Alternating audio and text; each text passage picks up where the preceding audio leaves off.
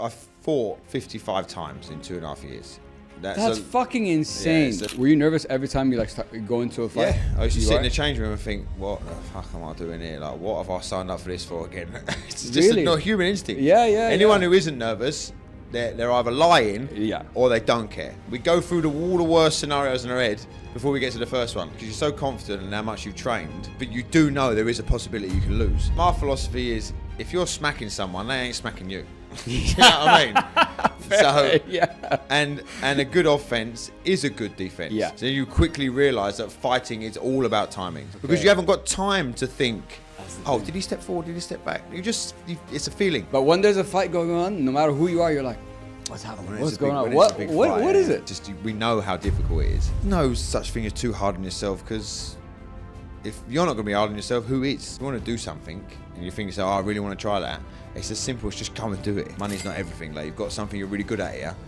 Don't throw it away because you're not making money. Because you have to remember that every single expert you see that you're looking up to was a beginner. Jason Woodham is a Muay Thai World Champion, coach and founder of MuayThai Muppets, a cultural phenomenon attracting aspiring fighters, passionate enthusiasts, and a community built on discipline, humility, and fun. From training in Thailand to coaching in Dubai, his 25-year journey proves that champions aren't invincible, they're resilient. In this episode, we unpack what fighting teaches you about pain, progress, and purpose, and how martial arts can shape the way you live, not just how you train. Did you know that 44% of podcasts stop after episode 3? So that means all that time, energy, and money is just wasted and you never get to truly see the benefits of podcasting. So if you want your show to stay alive and healthy, you can book a call in the link below and let's get started today. Thank you. Thanks for having me. Thank you. A long time coming, innit? Yes, sir. We got it done. Yeah, we got there in the end. Even through the outbaster traffic. Yeah.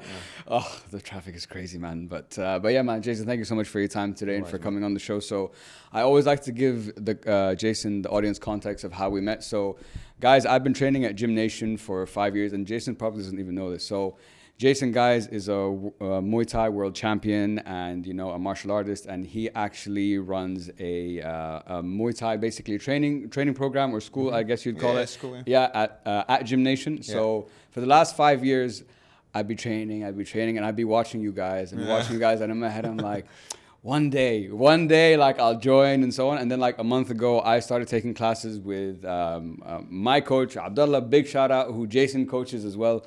Big Abdullah, the big bully, we call him. Yeah, the big bully then. And what I wanted to talk about today, Jason, is your story, your journey with Muay Thai. Martial arts is an area of my life that I've been very passionate about, but to be honest, I never continued with. So there's bits and pieces across my whole life. When did you start? You started young, no? When I was like 13, started with karate for like 2 seconds, and then did Tang Soo Do for like 2 seconds, did kickboxing for 2 seconds. So there was no longevity, so I never really felt, comfortable or got what I wanted out of martial arts.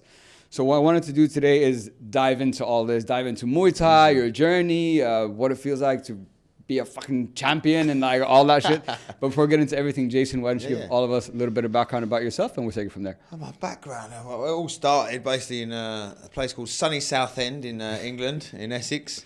You're from Essex too? That's where I was born. Oh yeah? Yeah. Rumford. Yeah, not far from me, just down the road. Yeah. Essex, brother. Yes, sir. That's right. So I can start talking properly then like that.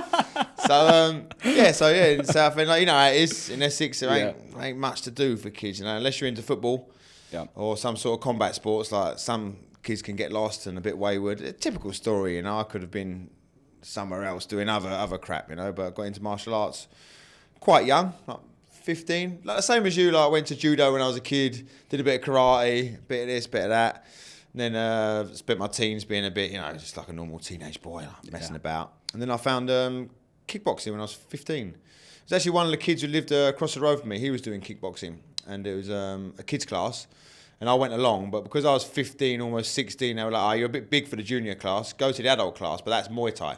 And I was like, what's Muay Thai? And I spoke to one of my friends, it's mental, that is, he used elbows and knees and everything. And I was like, right, okay, let's have a look then.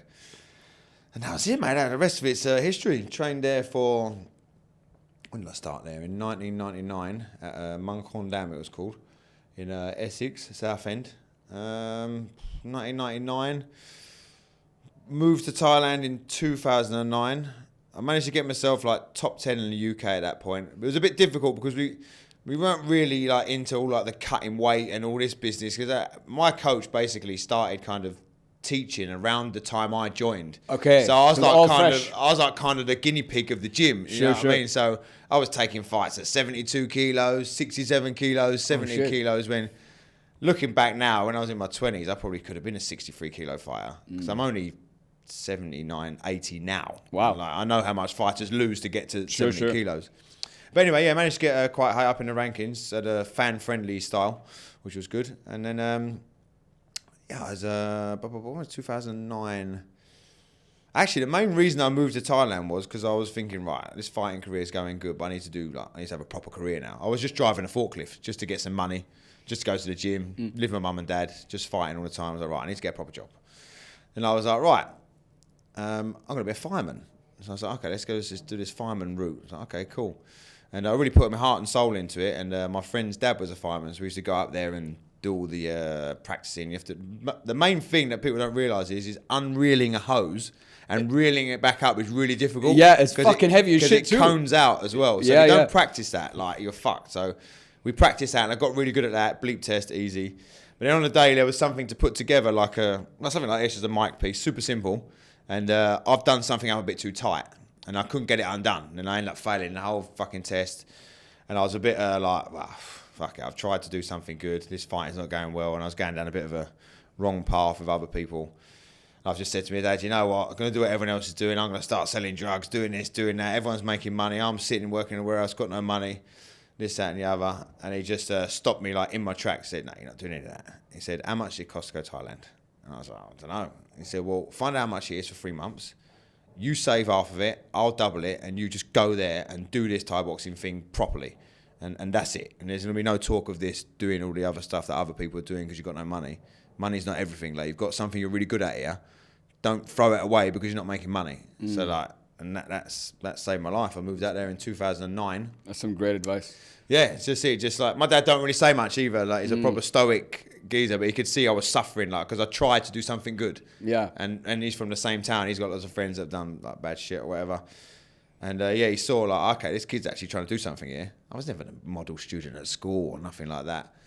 So that was it. And I knew the guy that owned the gym, Ralph Bill from the Lamai Muay Thai camp. And same thing, like, I got a fan-friendly style. They said, do you want to fight on this date in, I think my first fight, I had one in the Samui Stadium. I think I won by a knockout. Yeah, head kick knockout on a New Year's show, actually. That's sick that you remember it. That's really cool. Head kick knockout is on a New Year's event. It was the day before New Year's. And everyone loved that. And then it was like, right, when do you want to fight again? I said, whenever. I'm here for 3 months. Let's get as many as we can. So, okay, Cambodia next month. I was like, all right, cool. So I did that. What was that one? I lost that one on points. Then there was a tournament that came up. I said yes to that.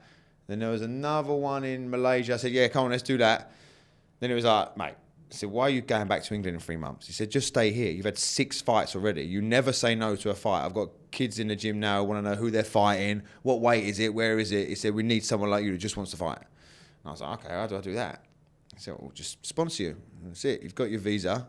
I was like, I haven't got a visa. He went, yeah, you've got a 3-month multiple entry visa, which means every time you leave, you get another 3 months for a year.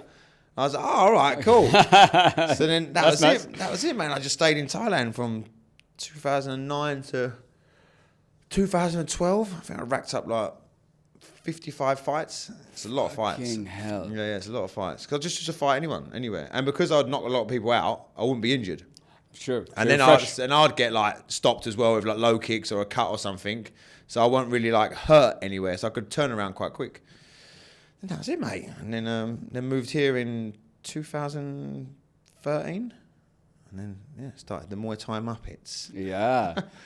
Dude, that's such a sick story. So I have so many questions. There's so many other layers to that as well. It would just go on forever. There's so many little nuances and what happened. It's just crazy. But that's the gist of it. Like the promoter and the manager liked me. Yeah. And they just wanted to help me out. And the guy that owned the fitness gym across the road, he was like my mentor also, and he used to help me out. So it's good. So I'm curious. So you started in 99, 2009. You go to Thailand. You're there for a few years, and then you come here, right? So I'm curious because I'm like at the beginning of my learning, right? So I'm a pure noob, a pure beginner. My question is, because I had someone on the podcast recently, and he's been doing martial arts for a very long time. He's won tournaments too, and what he told me, which I thought was interesting, I'm like, I would assume as the champion, I would think I'd be invincible. But what he told me, he's like, what martial arts has taught me is that no matter how good I am, you're never truly invincible. And it was very humbling to hear that from someone who has, someone like you. Well, it's because like you know what others are capable of. Yeah. Once you've been in the fire, you're like, oh, actually, yeah, I can get beaten up here. Because you come against people that beat you up all the time. Are you nervous? Were you nervous every time you go into a fight? Yeah, I used to sit in the change room and think, what the fuck am I doing here? Like, what have I signed up for this for again? It's just a human instinct. Yeah. Anyone who isn't nervous, they're either lying or they don't care. Because it's fight or flight. You will get the adrenaline. So it's interesting. It sounds like it's a combination of pure confidence, training, and humility all wrapped in one. But usually what you see is, especially in the fight game, that confidence and that humility seem to kind of clash, right? Part of it is because you're so confident in how much you've trained, but you do know there is a possibility you can lose. And you have to kind of kick that to the back of your head, like, okay, there's a possibility I'm going to lose here, but if I let that consume me, it's going to be terrible. And then you sit in the change room, you wait, and you're like, oh my God. And then you start thinking, oh, what if this happens? What if I get kicked in the now? And you start stressing out. And that's why you need to listen to your coaches, try and chill out. But you can't help it. It's just human nature. We go through all the worst scenarios in our head before we get to the first one. Yeah. So that's why mental coaching is so good. So you can teach yourself and play the fight through and play out all different ways you could win. Because it's just in our human nature to go, oh, how are we going to lose this fight? How are we not going to lose? We need to think how we're going to win, which is really difficult. But I think it's just, for me as well, it was staying switched on all day. Because you'd be in the change room and you'd having a laugh, and then you'd go, oh, fuck, I'm fighting in a minute. You just forget. And you'd be like, oh, God, yeah, that's good here. Everyone's here. My mates are here. Every nice time. You're like, oh, what, 2 more fights till me? Oh, okay, right, let's get ready then. It's stressful. It's super stressful. Yeah. And I'm curious. So you started in 99. So 2 questions. At what point did you feel like, at least maybe in the early few years of you training, that you're like, okay, I feel quite confident now. I'm quite good. And then when was the first time? Because that would also, I'd imagine, build up quite a lot of confidence and probably a bit of ego too, to be fair. Yeah. So especially when you're 15. Exactly. So when did you feel how long did it take you to feel you like, I'm quite competent now? And could you tell me about the first time that you got like someone like fucked you up and that was like a big like that ego death, that quick humbling, you know what I'm saying? I kind of knew after like my second fight, because I knocked the kid out of a head kick, and I was like, oh, I'm pretty good at this, and I picked it up quick. Yeah. Like everyone could see I could pick it up quick, and my trainer said as well, picked it up really fast, and just naturally could punch hard, kick hard. So then I went. The only problem was I had that fight, and then I turned 17. And I started like drinking and smoking. And your mates said, let's go to the under 18s club. So I kind of fell off a little bit. Sure. I had 3 fights I lost on the bounce. Then I came back and I said, right, I'm going to do this properly again. So when I was about 19, I was in and out of the gym, but didn't fight much. And that's when I went on a spree of like knocking people out. I think I had like 5 or 6 knockouts in a row. And I really thought I was like, oh, this is fucking easy. I'm just going to bash everyone. I'm just going to walk through everybody. Sure. Until I went up to Dewsbury in Wakefield, and we fought in this old country club. And I fought this geezer called Rick Barnhill, and he was number 10 in the rankings at the time, and I wasn't ranked. And he kicked the absolute shit out of me. Like actually, literally, just kicked me all over the ring. He was so strong. He stopped me with leg kicks in the end. I just couldn't do anything. I just wasn't strong enough. Like because I just was bashing everyone for so long. I thought I could just do that to everyone. And once he got like past 1 round, I was like, oh, what do I do now then? Oh shit, there's still 3 more rounds or 4 more rounds, where it was. And he stopped me with low kicks in the end. And that was the first time I've gone, okay, there's levels to this. It's when the level goes up. Because the level was like my level, but I was another level to them. So then the level went up. And I was like, oh my God, this is difficult. So you got to figure out the puzzles then. Exactly, right? Know? So yeah, that was probably like in 2004. But I had a few good more wins after that. Like, I think I've done another 3 or 4 knockouts after that. But then the level went up again. And then it's like, it's crazy. I'm so curious, because you were doing it before you went to Thailand, you were doing it for 10 years. Was Thailand, because that's obviously the home, the mecca of Muay Thai, was it was it another big jump, or like, could you tell me about the Thailand experience? Not really, like, because I was fighting. Because I would assume so from my side. Yeah, I was fighting all the top people in the UK. Like, I think 2 times when I was doing my mad thing, I was fighting at whatever weights. I knocked out a geezer who was number 2 in the 75 kilo division, and I was only like a 67 or 69 kilo fighter. Because I was supposed to have a fight. What was I supposed to fight? I can't remember now. But anyway, they pulled out and they offered me this geezer, Anwar, and I flattened him. So that put me like up in the rankings because he was so much higher. But he was like number 1, number 2. Then I fought the number 2 in 76 kilos because another fighter pulled out, and we just used to take fights, whatever. And they were hard fights. And I fought someone called Michael Wakelin 2 times. Like, these are like, all these guys I'm talking about, they became like elite level, world-class fighters. So I think a lot of my fights in the UK were probably harder than the ones I had in Thailand when I first got there. Because when you first got there, they kind of feed you like, to see what you like, to see if you're any good, you know, and then they'll all like invest their time in you, you know. But then after about 6 months in Thailand, yeah, the fights got hard, really hard, because I was traveling all over the world. I think I went to about, I've got it written down somewhere, about 15, 16 different countries fighting. Wow. They used to send me everywhere, yeah. Damn. So I used to fight a lot, and I fought a lot of world champions. So and from a training perspective, was it very different? Because so I've been watching recently. Started following this guy on YouTube. His name is Jesse Ankamp. So he's a black belt karate guy, whatever, and he goes around the world meeting all these masters or whatever. Yeah. And it's just fascinating to me how everyone has a very specific school of thought. Everyone's got their own philosophy. Yeah, it's not one's better than the other, but everyone has a very specific school of thought. So you were training Muay Thai in the UK, but I'm sure in Thailand the philosophy of how you train and techniques and stuff is different, right? It just depends which trainer you get as well, because you'll have a gym and they'll have like 8 different pad holders and trainers, and they have their own philosophy inside the gym. Do you know what I mean? So it depends who you're going to work with, because I worked with a lot of good trainers. But obviously in the UK, we're known more for Western boxing. So there's a lot of boxing and low kicks. Sure. That's just the style of Europe. You know, we've got fighters like Ramon Dekkers and people like that. So, but in Thailand, obviously, there's a lot of kicking. And I found out quickly in Thailand, it was more to do with the timing of the techniques. Because I would be doing like long combinations on the back and going skits for like 3 minutes. I said, just take it easy. Just one kick, move, boom, boom, boom. We're working more on timing. Because once you go against some of the Thais who are good, you're not landing any combinations because they're just kicking you all the time, so you can't move. So then you quickly realise that fighting is all about timing. It's nothing to do with speed, power, aggression or whatever, because if you don't have timing, you can't do any techniques because your opponent won't allow you, you know. Just something simple like a push kick. That's why you do it like 500 times in the bag. Yeah. Because it's like a boxer's jab. If you ain't got a jab, you ain't got nothing, you know, same as a push kick. So yeah, well, they all have different philosophies. And I was lucky enough to train with all different trainers while I was there. I trained with Trainer Gay, the famous one on Instagram. Like, I trained with him for a while. He taught me that his was more about like grit and discipline. I learned a lot of that and making everything heavy, and it's all about the base.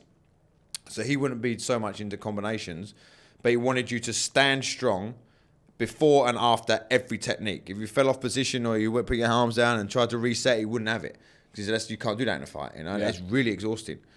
And then we had another trainer, Padang Devi. He was a Indonesian boxing champion. Then Nokwi Devi was a famous fighter. He was really known for his kicks, and he likes me because I could kick hard. So I learned a lot from all different trainers, which I think helped me in my coaching career, because I would take it from everyone. Right. I wouldn't be like, oh, that's better, that's better, that's better. I just think, well, everything's good, and you just take what you can from each training. You know? So I was lucky, I was really lucky. So it's interesting now. So you've had the experience of training across the world, fighting across the world, whatever, and now you pulled all that into what you're doing here now, and right? Even here, I met a lot of Dutch fighters like Gokhan Saki and Ramon Dekker's brother and things. I've trained with them, and another guy called Yusube, who's an MMA fighter. So even when I first moved here, I added more stuff to my arsenal. Yeah. Because I want to learn. I haven't got an ego. I don't think I'm better than everyone. I still think I'm a beginner. So when it comes, Muay Thai is an interesting martial art to me, because unlike Muay Thai, I'd say like maybe MMA are unique in the sense of there's no like belt progression. You know what I'm saying? Or maybe I'm wrong. You know what I'm saying? So it's like, in like jiu-jitsu, you can be like, okay, he's a black, I have an idea of how he is. Yeah. But in Muay Thai and in like MMA, it's not. So how do you, if you didn't know me, like if we were going to fight, right? And I didn't have a ranking, how are you going to judge like, how good is this guy? You know, how does that work? In a fight, you would have a record, wouldn't you? You'd see their record, and obviously now have YouTube and stuff you check. But if, like, say you was just a guy in a gym who was going to spar, I wouldn't know until the first 20 seconds of sparring. Okay. And then I would feel, I could probably tell in the first, I'd say 10 seconds how good someone is. Really? Just by the way they stand. And if you make one technique and how they react to it, you would know straight away if somebody's inexperienced, intermediate, or advanced. Okay, interesting. I can tell that. And I think a lot of high-level fighters would be able to tell that. So on that point, because I think what I love about Muay, so I did jiu-jitsu for like a second, I love the mental game of jiu-jitsu, but Muay Thai is much more just fits my personality of I love punching, kicking, it's more engaging. And I always think I'm like, how do you, because I think it's hard to keep people motivated when I can't see the next goal, right? Yeah, and that's those martial arts have those belt degrees that it's difficult. You know what I'm saying? You do lose a lot of people because of that. So you like the general person. I would say you'd be lucky you get 2-3 years out of a normal person that's just training for fitness. Because they do get to that point and where's this going? But what you'll get is out of those people. Let's say you get 10 people, you might get probably 3 that will stay just because of the community feel. And that's why they stay. Like, we've got people in the gym now who are like best friends. And that's what I say to people. I've seen it myself. Yeah. You come to the gym and you're going to make friends for life, And obviously the goal is to like, if you had belts and stuff, it would be nice. But I think people see their own progression anyway. So that's why I always tell people, like, even if you're a beginner and you don't want to fight or whatever, just come sparring, because you'll be able to see who you can match against. You'll go up in level, You'll only be able to go with your friend who's a beginner. Yeah. Then you'll spar with like someone else who's been coming up 2 months. You'll be like, I can hang with him now. Yeah. And you go up, and before you know it, you're sparring with us lot. Obviously, we're going a little bit lighter, but you're doing the techniques. And that's where you know your progression. And on the mental game, because one of the main reasons I wanted to get into like martial arts and Muay Thai in particular because I think when you don't have the techniques, or maybe there's an area of confidence that you want to really work on. Like in my head, like people will tell you watch fights and whatever, and in my head, I think I'm like fucking John Wick. I'm like, oh yeah, I would have done this, and then that was all bullshit, So I wanted to go kill that guy in my head. And just from the first class with Abdullah, and I watch MMA and whatever, so it's also fun. I love learning, so it's also fun for me to have an expert to ask questions to, like, what if I did this? What would you do? And then he's like, I would do this. I'm like, oh shit, I didn't do that. And then there was one session I held the pads because I watch UFC, so I'm like, I see the trainers get punched left and right, and I'm like, oh, but they're so padded, like whatever. And then I just joined like one of the classes once, and I was just with some guy holding the bag for him. Normal guy, I'd been training for a year, and he kicked the bag, and I'm like, what the fuck was that? Like, how could I feel this through all that padding? And that's not even like the top level. So it's a very humbling already. It's a very humbling thing, which I loved, That's why it's so great for kids, especially boys. Because people say, look, like, boys shouldn't do those martial arts because they'll get aggressive, this and that. It's the opposite.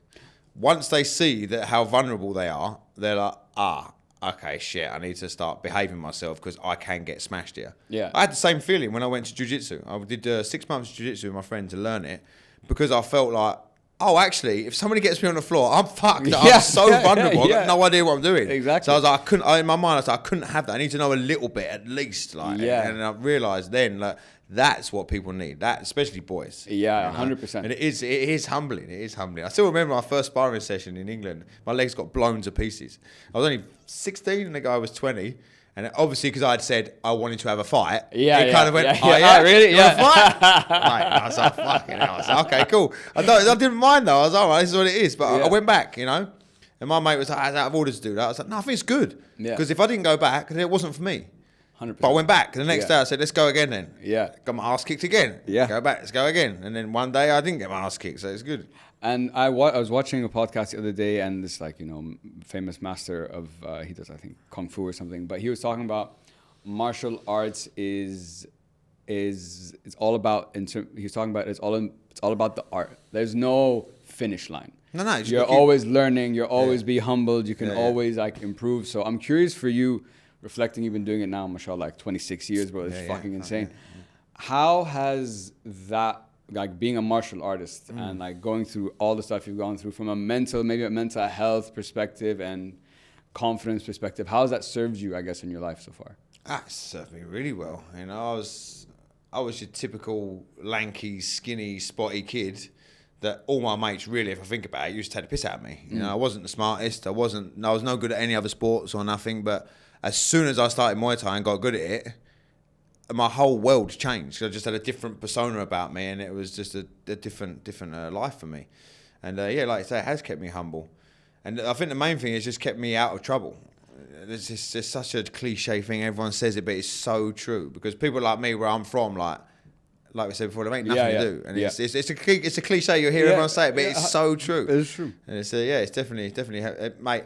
Just put it this way: if I'd never had found Thai boxing, a lot of people say to me, "We don't know what you'd be doing."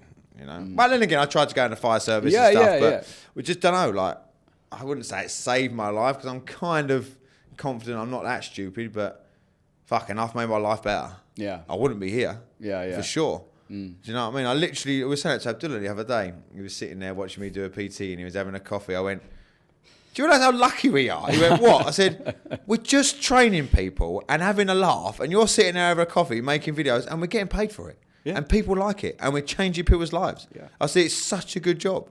I said, sometimes a ball ache to get up at 5 a.m. and train someone. But mate, it's just amazing. The fact that I've done this my whole life and now I can share it and we've got people who are like best friends because of something I've made out here. For me, that's even more important than people learning the art almost.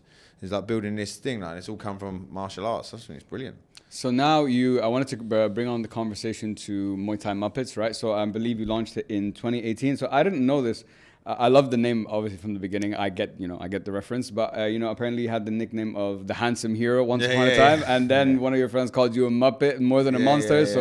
Muay Thai Muppets kind of makes sense. Yeah, I just put it on Facebook years ago when I was at another gym. I said, "Oh yeah, we're here now with the Muay Thai monsters." My mate went, "You're more like a Muppet," and I was like, oh, "Okay, cool." I like that. Yeah. When we decided on a name, I was like, Muay Thai Muppets, that'll do. That's funny.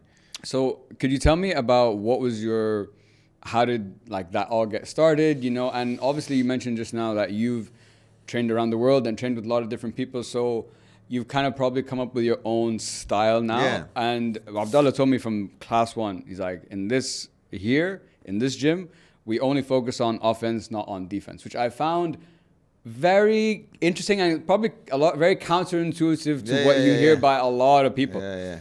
Well, my philosophy is if you're smacking someone, they ain't smacking you. You know what I mean? And a good offense is a good defense. Yeah. Because for me, if you're just waiting only to defend, I'm pretty certain if I just go in only defense mode and spar with somebody, I don't think I'll get hit much in that 3-minute round because I'm not engaging. Do you know what I mean? So yes, you have to be defensively minded.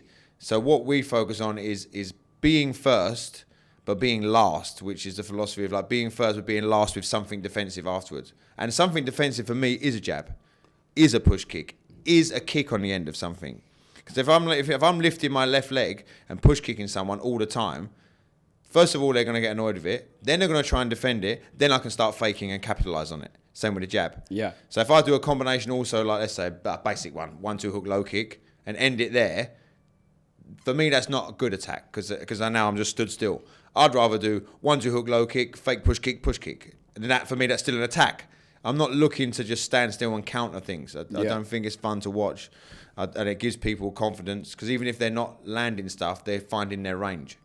I think it's harder for somebody, from my experience, when people have put pressure on me, I struggle a lot. But when I'm going forward, it's easy. When you watch fights, who's the most tired person?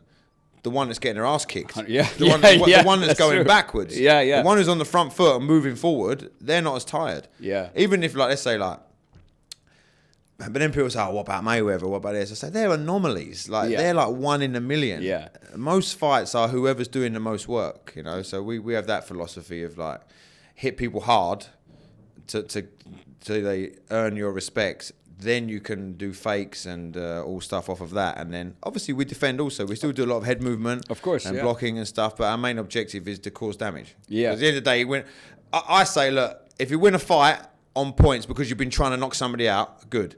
Don't try and win a fight just on points. Gotcha. Yeah. Do you know what I mean? I'd rather 100%. You win on points as a consequence of trying to end somebody. Yeah.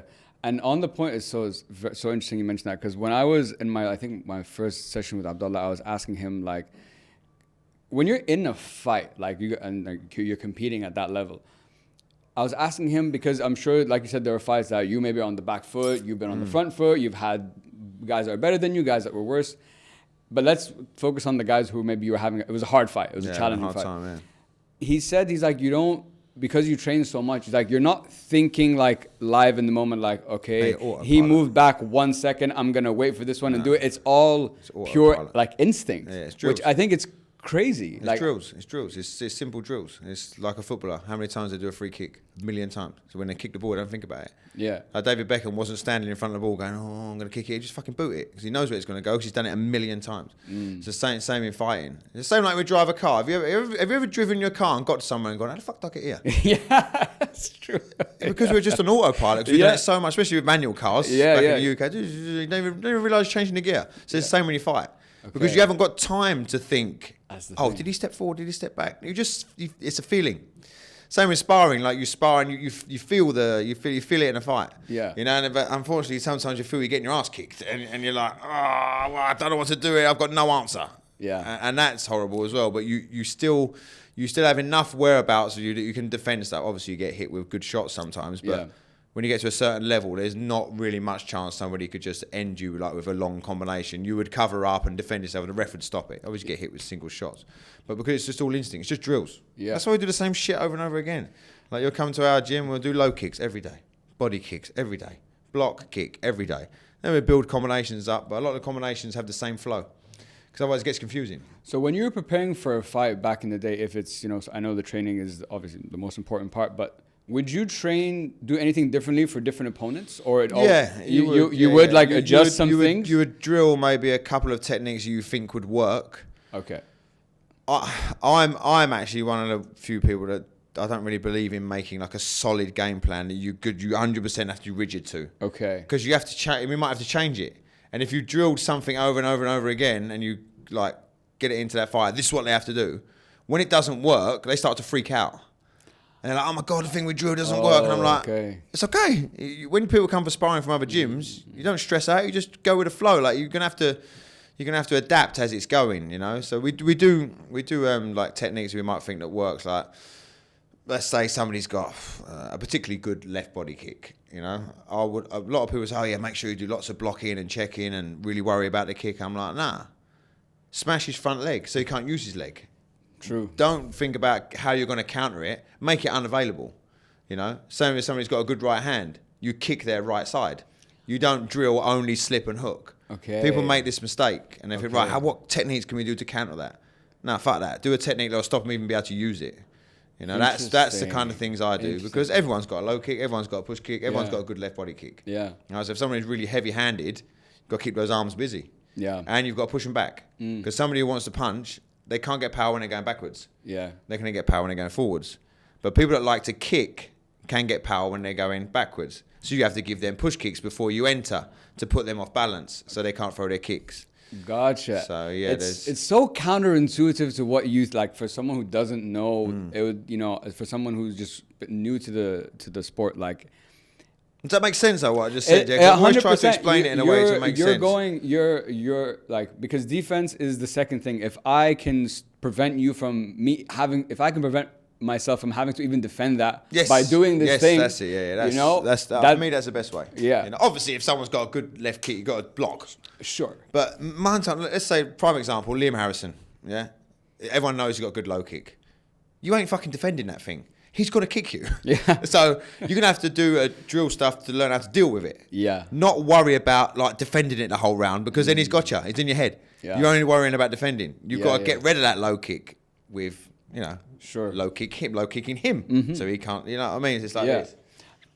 On weight classes, I just wanted to touch on this for a second. I've never had a chance to speak to someone about this. I know that obviously there's different, and I base it off UFC and MMA. There's 10 pounds between each weight class, and which comes about to about 3 kilos or something. It's about 4.4. Are the weight classes, like you said earlier, you did 67 and you did 69, and then there's like... Yes. So in that example, are those 2 kilos... It's a lot. See, that's what I can't... Because I could be 2 kilos heavier from the meal I had last night. You know what I'm saying? It's a lot because it's the limit of what somebody big can do. So if I fought at... Like sometimes I'd fight at 72. I had no business at 72. Like I was walking around about 70. So I probably could have got down to, think about now, 63.5 with a good diet and a water cut and stuff. But then those guys are who I was meeting at 72. Because I was like, well, I'm 70, walking around. It's about right. They were coming down from 80, 82. That's the so then they were naturally bigger. So then by the time the next day came, I'd be like, who's this fucking massive geezer? What's happening here? You weren't that big yesterday. Because I didn't have any idea about cutting weight. It was so early on in the fight game. But other gyms did, and a bit more experience to us. Yeah. Which is fine. Learning. I learned now. So now I know really like not to mess around with the weights because we need to have that advantage. But I think the weight cuts, because touching on what you just said, because I was watching UFC the other day, like Pereira, the day before, he was at 204. Yeah. The next day was at 230 pounds. I'm like, that should not be allowed. Yeah, well, it's just impossible to police. Is it? Yes, and I'll tell you why. They try and police it in one championship. They do rehydration tests, yeah? What is that, by the way? They test your urine to see if you're hydrated. So when you check the weight, you can check your weight, then they have a urine sample, and they check the, I don't know if it's the pH level or whatever, but they check to see if you're hydrated. Okay. Now, if you're under or whatever and you're not hydrated, they make you go back and hydrate and then weigh in. Because then their philosophy is that if you're hydrated and you're over the weight, you're not that weight, you know? Yeah. But it doesn't work because people are missing weight and missing hydration, and then what they're doing is they're holding their pee inside the pee pocket, and then doing the piss test whilst they've got lots of pee, but they've been dehydrating themselves in the sauna. So they'll go in the sauna with a full bladder, get rid of all the water from their body, but have this that's been there from earlier. There's a way to cheat it, but it's really dangerous. Yeah. And they won't admit it that it doesn't work. It's just not a good system. Yeah. So the reason why you'll never be able to fix it is because my understanding is when fighting first started, let's say in the 1900s or whatever, before there was bloody phones or whatever, I'd phone you up and say, right, I've got a geezer here who's 75 kilos now, the fight's in 6 weeks, it'll probably go down to 72 or 70. And you'll say, oh yeah, me too. All right, let's meet on the scales at 70. And that'd be it. Then somebody's obviously gone, oh, I wonder if we can boil him down to a bit more than that to get an advantage. And it's just gone like that. Okay. But there has to be a weight limit. No, that for sure. You know what I mean? Yeah, that absolutely. But you could say, okay, well, why don't they just say, let's say Alex Pereira is 230 pounds and he's fit. Why don't they just say, let's meet at 230? Okay, that's good if you've got two honest people. But it don't work like that, does it? Because I'd say, yeah, all right, yeah, cool. I'll see you at 230, knowing he's come down from 260. Yeah. So there has to be that's the way it has to be. And it'll never change. I don't think there's any way of changing it. I think the WBC tried to do something before for Muay Thai where they would weigh you in like a digital on the phone. You'd send your weight in a month before. Okay. And you'd make sure you're not too much over than what the actual official weight is. Okay. And they'd do it 2 weeks before. Okay. But then what people were doing was they're doing weight cuts for that check weight on the feet. Do you know what I mean? So I was like, oh my God, like you ain't gonna get away from it. It's just the way it is. Is it maybe? You just have to have more weight classes. In the UFC, they need more weight classes. That's the thing. Because there's 10 pounds between each one. Right? It's too much. They need more weight, but they don't want too many champions. So I understand as well. So it's a selling point, marketing thing. Too many champions is lose interest. You know. Yeah, it's too hard to like. It's just there's a champion of like 10 different divisions or 20 divisions. It's not fun, you know. So yeah, I can't see any way around it unless you followed somebody around 24/7. Yes, you know what I mean? It's like the USADA stuff. Yeah, there's exactly. ways around that. And people say, why is there not drug testing in every organisation? Like, do you know how expensive that is to do like drug testing for every single person? Like, not every organisation can afford that, you know. Is it very expensive? Yeah. To get an organisation like USADA on board to your thing, and they have people that go around and randomly test people, it's expensive. So it's really difficult. So yeah, with the weight cutting thing, I don't think it's ever going to end. It's just that's it. It's just the way it is. It's just the way it is. Okay. But I guess now they're just looking at what are better ways. Yeah, there are better ways to do it. Okay. And sometimes it's counterintuitive because you will lose power and speed. That's the thing. Yeah, just you have to know your body. And some people are better at losing weight. Normally, the guys with a lot of muscle lose weight easier because the muscle holds a lot of water. Mm-hmm. So when they do their weight cut, it falls off easy. So if you see the guys like Yoel Romero, Paulo Costa, oh my God, bro, even Pereira, they're like really muscly guys, and the water falls off of them. You know, that's how they can. Oh, so that makes sense how they can drop that much. Then. Yeah, because the muscle holds a lot of water. Okay. Yeah, it's interesting. Coming back to like the training, I know what I've understood is your philosophy has always been about, correct me if I'm wrong, by the way, the basics, right? Yeah. The basics are the foundation for, becoming, I guess, or giving you the best chance of being successful, I guess. What happens if, let's say, because I'm sure you've come across this too, some guy would be training away, I've been training somewhere for 5-10 years, I come back, and then you're like, okay, yes, you know how to fight, obviously, whatever, but your jab is not how it should be for someone of your level or whatever. So does that my question is, how much does it matter? I know it's the best way to do it, but how much does it matter in the big picture? Well, if someone came to me already trained, and their basics were not great. Not great. Well, I would. Just out of my stubbornness, really, I would try and correct it just because I want stuff to be. I like stuff neat. Yeah. Do you know what I mean? So okay, we go for knockouts and stuff like that, but I like stuff to look good. Okay, maybe explain to us what's the reason footwork, basics, all these are so crucial. Well, it's like anything, isn't it? It's like any sport. You have to have the fundamentals to be able to do anything. It's balance mainly. If you don't have any balance, you can't do nothing, So if you're standing just in the wrong stance and you want to throw a punch, it's almost impossible, So those fundamentals first. So when everyone first comes to me, I make sure their footwork. We just go up, down, left, right, do it for like 2-3 rounds, and they'll be like, oh, this is boring. I'm like, yeah, but you're not doing it good yet. You know what I mean? I'm not going to teach you how to run before you can walk. Of course, So we do a lot of that in the class. And obviously, like you say, the jab and the push kick are the most important techniques in, I'd say, all combat sports. Oh, the jab as well. Yeah, the push kick I knew in Muay Thai. I knew that in Muay Thai, but I'm surprised the jab is measuring your distance with the jab. Oh. And whilst you're jabbing somebody, they're busy defending it and worrying about it. Then you can find your rhythm. You want to impose your rhythm on your opponent, not let them get theirs. So that's why you got to keep the jab going, even if it's just that. It's annoying, Especially someone like me, long arms. Now they've got to get past all this. If I'm like this, they can get close. So if I'm like that, bop, just moving, they have to get past that wall. And it's more difficult, So those things are really important. Yeah. And then, look, if you look at all knockouts, what do they come with? Left hook, right hand. Mostly. Yeah. So, true. You know what I mean? And for me, the prime example is probably the best kickboxer that ever lived is Giorgio Petrosian. Okay. Lefty, southpaw. All he ever throws is right hook, left straight, middle kick, left knee, pivots off. Super good base. No one ever beats him. I think he lost about 3 times his whole career. Just basics, super basics. Then there's obviously other fighters like Raymond Dex that put combinations together. But if you want an example of why basic work, for anyone who's watching, Giorgio Petrosian. Okay, watch him. He does nothing special. That's it. It's just basics. And then once you've got the basics, you can branch off of that and do your own little style. Because even every fighter that comes to my gym, I'll have my style. Then they'll put their own little flair to it. And I encourage that, So even when we do combinations in the gym, sometimes I say to Abdullah, how are we going to end this combination? He's like, I don't know. So tell everyone, put your own flair on it. Let's go. See what you've got to do. And I'm like, all right, cool. That's good. Even I didn't think of that. All right, cool. Excellent. We're going to add that in, Okay. So I like people to have their own personality around the style that I've built also. Okay. And I guess it takes time for that personality to come out. Yeah, it does. You need the basics first, and then you can understand where to put that. So exactly. You hear a lot about I've heard this so much from just watching UFC, and you're at the elite level. So you just mentioned footwork. So many people have said that, the difference between the 2 elite athletes is the footwork. But in my head, I'm like, if you're both elite, your footwork should be on point, right? So what's the difference between a guy maybe at that level who has good footwork versus doesn't, based on your experience?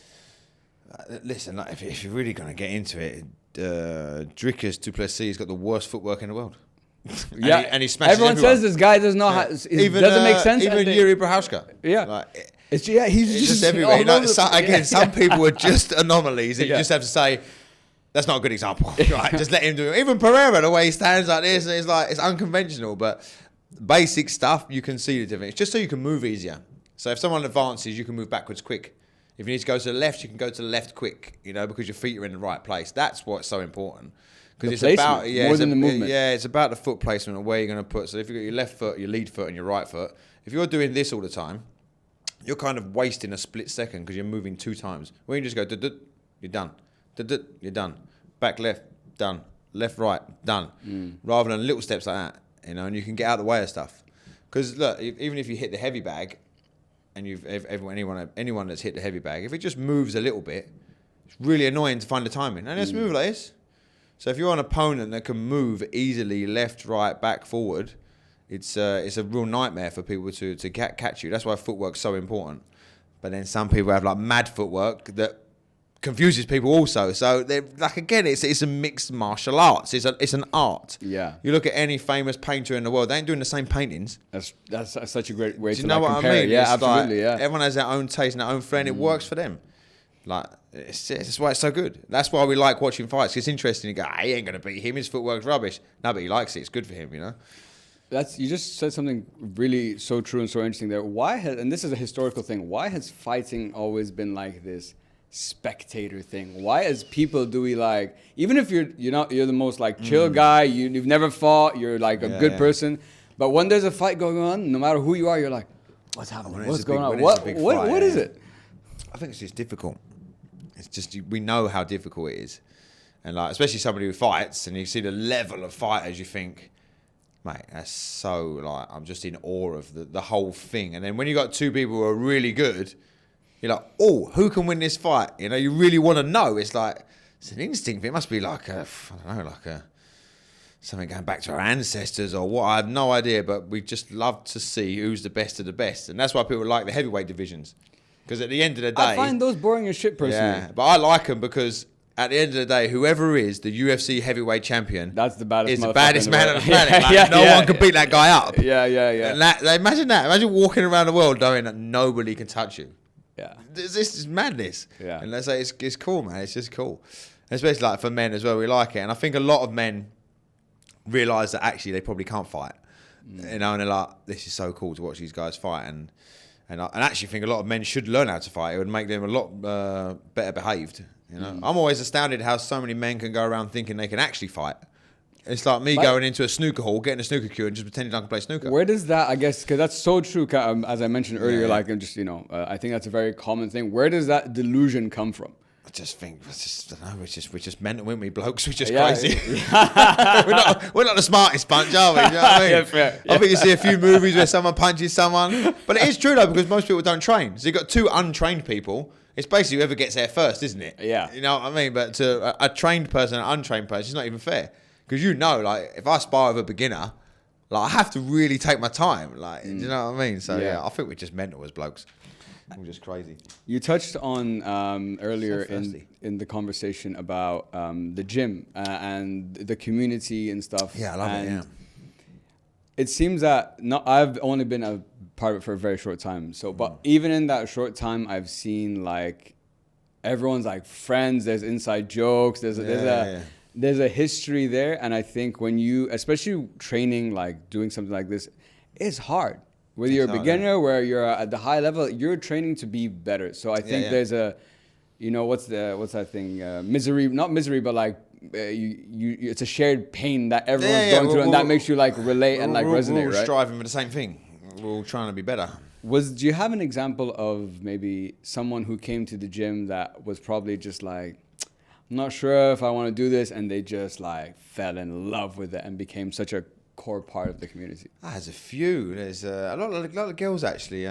Probably Dahlia and Leilani, who have been there like probably since the beginning. Dahlia was actually the first girl on the mats. No way. Yeah, our friend, and she's been there ever since. Like 2018, so 7 years now. And she was a bit like, oh, hello, just a little before. And I would say she is the matriarch of the gym.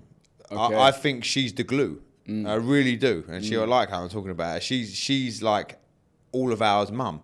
Like it's great, and she's there and she's chatting to everyone. And if ever there's like a party to do or someone's birthday, she'll organise everything. That's very sweet. And like if it's like my birthday or whatever, she'll be the first one that tells everyone. Then she's just, you know what I mean. So that's a prime example of somebody. She's not there to fight. She ain't there to do it. She just wants to train, have a laugh, and she's probably a good example of somebody who you could see that's really changed her life, like it's just, and especially living out here as an expat, it's hard to meet people. 100%. And just to come to the gym and meet all your friends and that, it's good. I like seeing it as well. Yeah. It gives me a bit of a buzz, And I guess for someone like her or someone you've been training over the years, I think no matter what level of mental resilience or confidence you have when you walk in that first day, to see them as the coach, I think must be such a fulfilling feeling to see the person they become and how much they've changed, right? There's no better feeling. I say it all the time. I would do it for free. If I had all the money in the world, I would be doing it every day for free. Wow. I actually love it. I absolutely. There's nothing else I want to do. I don't want to do anything. I like people. I like fighting. I like having a laugh. I like being fit. I like the gym. And you know what I mean? And I'm just there. And the fact that we get to see so many people happy all the time, it's really good. Even not even to the point of like people who are fighting and doing championships, like say like Dahlia, and our friend Leilani that comes to the gym, and you can see some people have a shit day at work and they chat to their mate, and we go out running now on Saturdays and stuff. It's just, that's probably for me the main buzz. The fighting and that like is a super buzz. I love taking guys to fighting, but the day-to-day stuff is I didn't really know how to describe it. It just makes you feel good. Yeah. Do you miss compete? Because you hear this a lot from like athletes after they finish their careers. You don't miss it at all. Just straight away. No. I was done early. I stopped when I was 30. Oh, that's almost like if I'm not in your prime. What was the reason you decided to just like hang it up? Enough. You've done it all. Fair enough. To be fair, I fought 55 times in 2.5 years. That's fucking insane. Yeah, there's a lot to burn you out, in Thailand. That's like 2 a month. I fought abroad a lot, here, there, everywhere. And my style was like, you're going to die or I'm going to die. You know what I mean? So I think it kind of burnt me out in the end. And I just lost the passion for it. And then the level of opponents, because I'd like exhausted everyone. Like I couldn't fight anyone lower because I'd smashed them. And then I got to a point where the guys who were like the elite of the elite, I just weren't good enough. And I didn't just want to fight for the sake of it. I didn't want to go back in level and like beat people and maybe lose on points. I wanted to be the best. And I knew I weren't good enough. And I was fine with that. I was like, I fought someone called Bobo Sacco, who's fighting actually in Glory this weekend. Another guy, Fadi Mirza. Then I fought an Iranian guy here actually. I had one fight here, and all like young lads who are like in like the AA class. Well, I was 30, they were like in their 20s. And I was like, I ain't good enough. It's just there's enough a level to this, and I was like, I'm not going to fight for the sake of it. What, if you reflect back? I know it's hard to. What is that level though? Because I feel the mentality you had the confidence, you had the skill. So like, what is it? I know there's sometimes it just is what it is, right? But there's just another gear to it. It's just I was good. Like, I was a good fighter. Of course, I was a good fighter, high level fighter. I would say A class fighter. But then there's A plus, and there's AA plus, and the guys you see now who are like the echelon, like the best, they're the AA plus. And I'm just not going to beat those guys. I'm just not in that level. It's like, I don't know how to explain it. Like I said before, it's like a feeling. Like I would stand in front of them and I'd think, I'm going to do this. And before I've even fought, I've been fucking hit 3 or 4 times. I'm like, what the fuck is going on here? I couldn't find my rhythm, couldn't find my timing.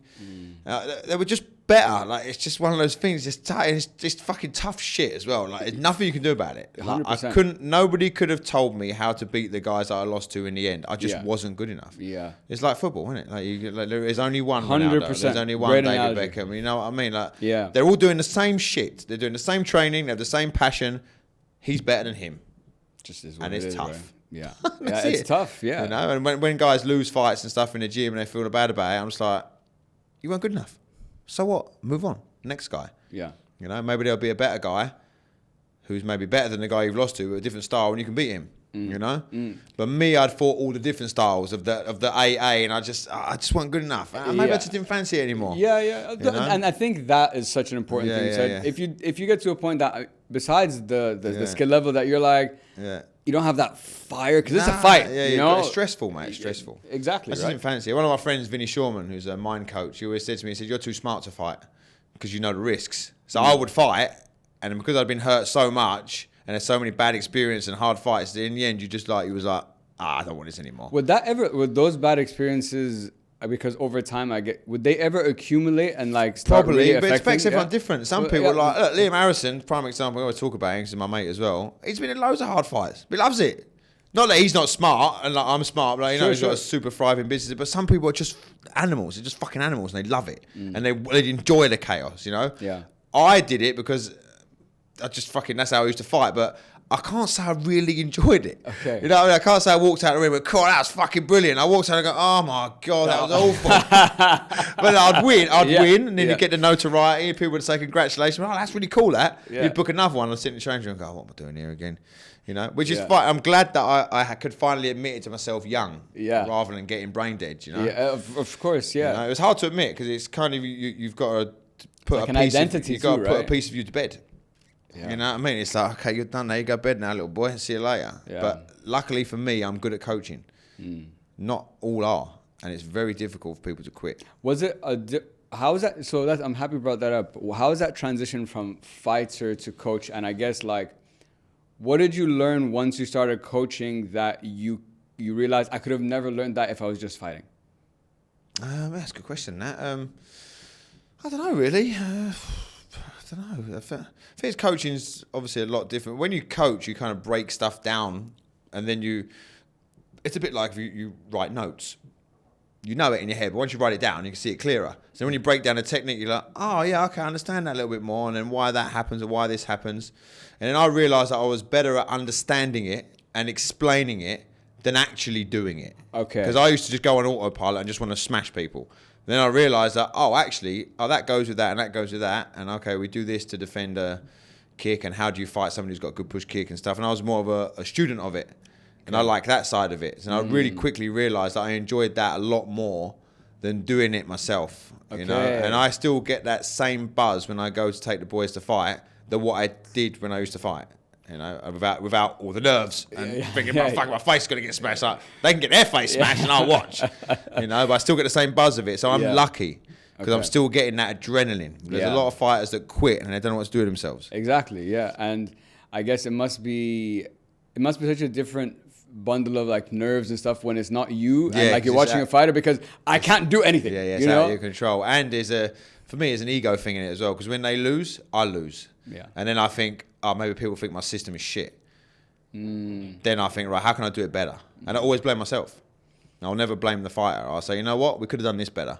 We go back to the gym. We try again. Yeah. I never blame them. Sometimes I say to them, like, why didn't you do that technique we did or whatever? But if they're doing everything that we drilled and it didn't work, I'll either say, look, okay, we go back, we start again, or the guy was just better. Maybe sometimes the guy's a bit faster, a bit stronger, a bit taller. It doesn't work, but I'll always blame myself. I'm really hard on myself. Yeah. I take accountability before anything, which is sometimes a bit hard on myself, but I think you need that, because at the end of the day, I'm the one training them. Exactly. So I believe if you're not accountable, to yourself, I know I'm too hard on myself. There's accountability also has a range too. Maybe there is no such thing as too hard on yourself, because if you're not going to be hard on yourself, who is? But that's the philosophy that I operate from too. But I think if you're too hard on yourself and you do fuck all about it, then that's a problem. That's true. You know what I mean? That's true. Fair. We'll go back and go, right, okay, that was shit. What can we do to make it better? Yeah. And if I'm not putting that into action, then that's when people get annoyed with themselves and they get like depressed or whatever, because they're not doing what needs to be done. Exactly. Most of anxiety comes from not doing what needs to be done. We're not really worried and stuff about anything. We're only worried about what we're not doing. 100%. And just to round off on a few more questions, Jason, because I want to be conscious of our no worries. Where's the time anyway? 3:40. Yeah, it's fine. 10 minutes, 15 minutes. Just to be conscious of your time. So when I watched Muay Thai, and like compared to like MMA, compared to all these, Muay Thai is one of those sports that I'm like, no matter what, you get everyone, you're hitting each other so much, and like at full force, I'm like, how are you, even after a couple of combinations on either way, how are you still standing? You know what I'm saying? Like compared to other ones, you don't see as much as, you're not getting hit as much in the other ones. There's a lot more variety of things that could happen versus this is just bah, bah, bah, bah. You get used to wearing it, That's why we do a lot of drills where you will take kicks on the arms, you will take kicks on the legs, because you are going to get hit and punched and kicked, and it's how you wear it is how you're going to carry on in the fight. Because like I say, you can't defend everything, and even when you defend it, shin on shin, you know what I mean? So it's like, it just hurts. Yeah. You just have to accept it. Do you feel it? I've heard in the fight you don't feel anything, it's all adrenaline. You do. Once you get a bit more experience, you do, because you're not as fueled up on adrenaline, you're calmer. That's so interesting. Yeah, but you're used to it. You know how to handle it, and then you'll go, okay, well, fuck that up, but carry on, you know. It hurts a lot more after, obviously. Sure. But yeah, you're aware of it. You're aware of it, definitely. But you, like I say, it's the training. It's the sparring. It's the doing the drills, the kicks to the leg, even kicking the heavy bag conditions, your shins, and you know what I mean? Because if you've got two high-level Muay Thai guys, like, in the ring, and they're kicking each other, kick for kick, no one's defending, it's too fast, they're catching it, they're getting hit on the gloves, boom, boom, boom, they could take it. But if you put somebody that never trained and just said, okay, get kicked now, they'll be done in 2 seconds. 100%. Because they don't know how to stand. Again, base, how to stand, how you put your feet, how you hold your arms, you know, like, just little things like this. You put your guard like this, and you get kicked on the arm, let's say here, yeah? It's fine. You just do that, you're going to break your arm, because it exposes your bone. Something as simple as that. I didn't know that. Exactly. So if you don't know to cover from a kick like this, so it's a muscle, and you do this, that's how the arms get broken. Do you know what I mean? Yeah. And even like kicking with the middle of your shin. Yeah. Some gyms do that. No, that's how the shin gets snapped when it hits the knee, because the weakest part of any structure is in the middle. So the ends are the strong. The ends are the strongest. Yeah. So when you kick somebody here and they block it with this part of the knee, it really hurts your shin, because that ain't moving. Yeah. If you kick someone here and it's got a bit of give on it, you know, so it's not as hard. So when you block, you're gonna try and block with this, smash their shin, and when you kick, you should kick with the bottom part. Okay. Just small things like that. Like if you didn't know, being kicked and punched and elbowed is really bad, but when you know how to wear stuff, it's really useful. That's why we do a lot of drills where we just take kicks. People say, why are you not blocking? It's like, he needs to know how to take kicks. Yeah. You're going to get kicks, mate. You're going to the Muay Thai fight. You're going to get booted at one point. You ain't going to defend everything. Yeah. And that's it. Man, see, even that to me, just in that small example there, that is, look at that detail. Like, what is that? It's the smallest twist, but that that's what I love about martial arts from a intellectual point of view, because I find it fascinating. Even just small things of putting your head down when a shot comes. Yeah. If you just put your head like this and brace for it, you could take the shots when you need to look. You need to look all the time, don't glare. It's the shots you don't see that knock you out. That's what I've heard, but I've never understood what that means. Because you're not ready. Okay. Because it hits you, boom, and your head moves quick. That's why so many people get like sucker punched and it looks devastating, because they haven't seen it come. So the body's not ready, bam, and the neck goes. But when you see a shot go like this, tense your neck. That's why boxing is strong necks. Because it's the way your head moves quickly and the brain rattles. That's what knocks you out. So you need to be ready. So again, don't take punches in the face, everyone. I'm not saying that, but if you are like this and a shot comes, you can't parry it, at least brace yourself. And that's why sometimes you put your head down like this. Especially in one championship with the small gloves on, you can break someone's hand. So you put the head down, boom, they hit the top of your head, it can break their hand, because your head is really hard. Oh, no. And there's even different ways to hook in the small gloves. They shouldn't really do like this, because you're too close. And there's no guard, so you do hook long like that, and you hit with the knuckles. More of like a... So you see, obviously you can see my hand's massive there. So that's the one I used to bash people with. Like that. So you turn your hand over, because of the small gloves, and it gets through smaller gaps. The small shit. There's so many nuances in fighting. And I'm lucky enough to know all this shit.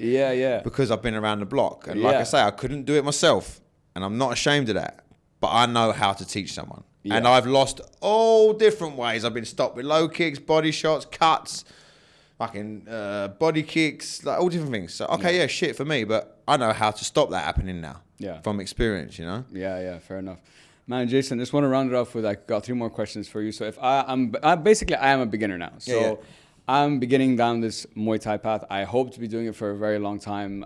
It's so much fun. I love not just the community. It's just fun. I love learning, man. It's just fun, isn't it? It's like you pick something up and you're like, I don't know how to do that. I need to know how to do that. Exactly. It's exciting. So what advice would you have to people like myself and new people who might be watching this, who are maybe been on the fence, who want to actually start, maybe not just necessarily in Muay Thai, but any martial art? Well, if you want to do something and you think, I really want to try that, it's as simple as just come and do it. Just don't let your mind say, maybe tomorrow, I've got this thing on, and maybe I might be shit, this, that, and the other. Just go and do it. Because if you've got that little thing in the back of your mind, you're gonna like it for sure, you know. And you have to remember, especially a martial arts gym, that every single person in that gym was you. at one point. Yeah. And they're all there to help.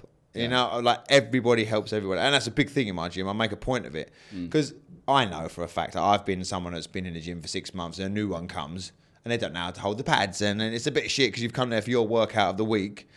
But I just say to people, look, it's your turn now. You've got to pay it back. Fair. Because you was the dickhead 6 months ago. Yeah. Do you know what I mean? So now you've got to pay it back. And that's the philosophy I teach a lot in our class, like indefinitely. Because I say to people, if you're going to be like that and get annoyed with a beginner, I don't want you in here because we are here to bring each other up. You know what I mean? And that's what I say to beginners when they come, I'm going to be rubbish at never. And I go, yeah, I was rubbish once. It's fine. You're supposed to be rubbish. It's your first day. Yeah. You know what I mean? Imagine if you was born, you just thought you could just walk. No, you had to work at it. You know, you was rubbish. You was rubbish at walking once. Yeah, that's true. My favourite one is when people say that they come in and say, I'm not skipping. I don't know how to skip. I say, yeah, but you don't know how to do Thai boxing either, but you've still come. That's true. So, facts. You know what I mean? Like, Facts, yeah. you've got to try it. You know, skipping's part of it. It's footwork, it's timing, it's rhythm, it's this, that, the other. So, yeah, I just think if you've got an idea to anything, just go and try it because you have to remember that every single expert you see that you're looking up to was a beginner. Yeah. And maybe you'll be the next expert. I don't know. Man, I really love that philosophy that you, and I felt it as the newbie to the gym, you know, and like with the classes I've done, even training with Abdullah, big shout out, bro, much love. It's ego, isn't it? There's a famous gym in England, my friend John Gillies, who trains a lot of guys, striking, UFC, one championship. He's got it on his door before you go in. It says, leave your ego at the door. Yeah. Because if you, I think even if you choose not to, you're going to be forced to. Yeah, it would be. You know, like someone's going to come and smack you up. Even for the fighters and the people who've been coming a little bit longer, like, okay, today's your day to help someone. Yeah. And that's the martial arts code. This ain't like some spin class where you're going to, I've got a shit bike today. It's not fair. Yeah.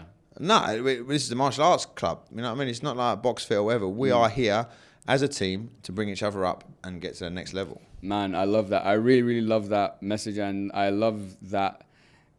It's such a good thing to remind a lot of people because sometimes we want to do something, but like you said, we're shit and we're like, it's not for me. But like you said, once upon a time, everyone was shit. It was. We got one guy in the gym, Patrice. He's like 51. Comes every day. He's a fixture with the horses, a jockey. So he's out here on season. So in the winter he's here and he trains with us. And he wasn't sparring the other week. I said, why are you not coming sparring? He goes, I'm shit. I'm sick of sparring. I can't spar. I said, mate, you're 50.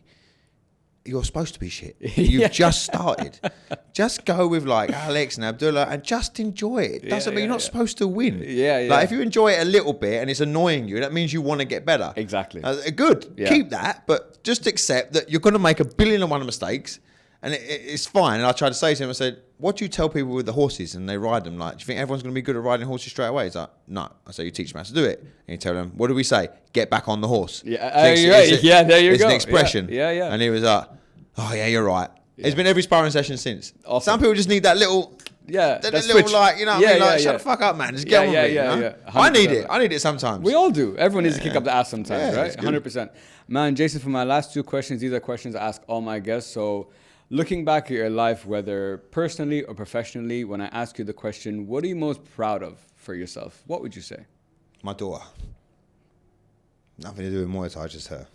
And I think because of Muay Thai, I'm a better father because of it. Yeah. And in Muay Thai, if you want a Muay Thai thing, what I'm most proud of, probably the gym, probably MuayThai Muppets. Yeah. Gets me a bit emotional actually talking about it because it's something like, someone else had told me before I was beating myself up, I said, mate, you've got an actual brand. Yeah. I've done it all by myself. Yeah. I've not had one marketing team, one salesperson, just phone, social media, do some bits and bobs, and I remind myself that, I can actually do some stuff. Yeah. Gets me a bit emotional because I was the dickhead at school. I was an idiot, you know, but obviously I wasn't academically good, you know. So when I was young, I just thought of this life of just driving a forklift, doing a bit of fights, but I've actually built something over here in one of the hardest countries to do it, you know. 100%. So I'm really proud of the Muay Thai Muppets as well. That's awesome. Well, first of all, obviously your daughter is, you know, that's something I've heard a lot from many guests that I sit on the show. They talk about families, something they're the most proud of. It's a driving force, especially now. That's what everything's for at the end of the day, right? That's what we do. And congratulations on Muay Thai Muppets. I'm also part of the team now, so you know, congratulations on everything you built, man. It's really, really amazing. Even I've spoken to people in different gyms who've done Muay Thai before, and every time I meant like, where are you training? I'm like, oh, Muay Thai Muppets. They're like, yeah, okay, cool. Yeah, you know, cool, it's you got really, there's a great reputation. It's there really humbling when people come from other countries just to come and see us. I'm like, really? how cool is that? That's sick, man. That's awesome. Or we had one guy come from Canada who was fighting on RWS in Thailand. He goes back and forth, and he phoned me up just because somebody recommended him to me to train and maybe fight or whatever. And I said, oh yeah, we're Gym Nation, Muay Thai Muppets. He went, Muay Thai Muppets? He said, I follow you guys. I didn't know it was you guys. I was like, no way, man. I said, come down, come and train. It's just mental. Like sometimes I take it in my stride and I forget, fuck, that's someone from Canada who lives in Thailand knows about my little idea I had a little while. It's cool actually. Now I just thought about it. It's cool, man. Yeah, it is, man. You should I'm be proud proud of it. of that. Don't say it enough, because I don't like to blow smoke up my own ass. No, that's what we like. That's what we like in England, isn't it? You know what I mean? It's something like that. But, yeah, man, I am proud of it. It's a good question. Thank you for asking. No, of course, man. And for my last question, Jason, what is the message you'd like everyone to take home with them today? I don't know, really. There's so many messages. I just, probably for me, it's just, I don't know, with everything that happened to me recently, I was a bit ill or whatever with, I had a blood clot on that. We're getting to another day, but be brave. Fortune favours the brave. It's an old saying, but yeah, just have anything you want to do and you're putting it off, or you're not sure, or there's a risk that you can take. Like, it's the same. I'll share with us the same stuff. It really is true. Fortune really favours the brave. And I've done some brave shit myself recently, and I'm already, it's like a snowball effect. It's so much better, you know? Yeah. Yeah, fortune favours the brave. It's my favourite saying. Yeah, and I think, it's anybody who watched Only Fools and Horses, he who dares wins, brothers. And I think, look, that old saying stands the test of time for a reason. It does, yeah. And you know what I mean? It's the same as exercises. Squats will never die. Exactly. Bench press will never die. These kind of sayings will be said forever because it's really, really true. 100%, man. And I resonate with that message a lot, in the sense of I always feel anytime and I think a misconception people have is, I'm not telling you to like jump head in and like fuck everything. Yeah. You know, I'm like, just take that next step. It's like one step. It's literally one step, isn't it? And every time you do it, I can speak just from personal experience. Even no matter what the outcome of that step was, the inner confidence that they built just motivated me to do more and more. At least you tried. Yeah. Thank you.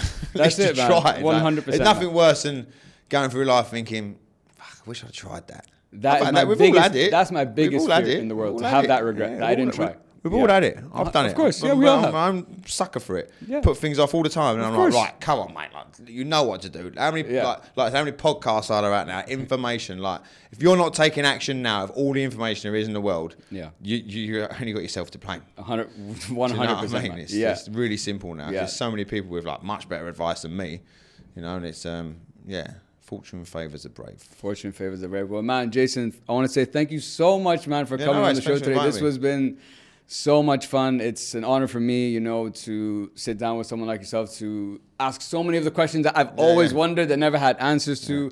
Congratulations on everything you built with Muay Thai Muppets, man. It's a great community. The training's fantastic. Big shout out. I got to give shout out to Abdullah because I love him. Big shout out to Abdullah. Big Abdullah, big bully. And I'd like to thank Gym Nation as well, for giving me the opportunity, because they're my partners. And that's what people want to reach out with you, work with you guys, join the gym. Where can we get in touch? We're Gym Nation all over the UAE, and Muay Thai Muppets on Instagram. But yeah, Gym Nation have been a big help. They're my partners since day one, and they took me in like a homeless cat and used their combat areas, and it's just perfect. We're a perfect match, So I'd like to thank them as well. Yeah, well, shout out to Gym Nation too. It's my gym too. Been there for 5 years as well. This kind of a full circle moment for both of us. Jason, man, thank you so much. It's been an absolute pleasure. Worries. Guys, to everyone listening, please make sure to like, follow, share, and subscribe to the podcast at Hope It Helps Pod on all channels. And as always, guys, hope it helps. Peace. Nice one. Thank you, mate. It's good, that. Yeah, easy. Thank you so much, man. And that's another episode in the bag, guys. Thank you so much for tuning in. I really, really appreciate it. As I mentioned at the beginning of this video, podcasting is like this massive jigsaw puzzle, and my job is to help you find that missing piece. So if you're someone who's looking to launch your own podcast or take their podcast to the next level, you can book a call today and let's get started. TikTok.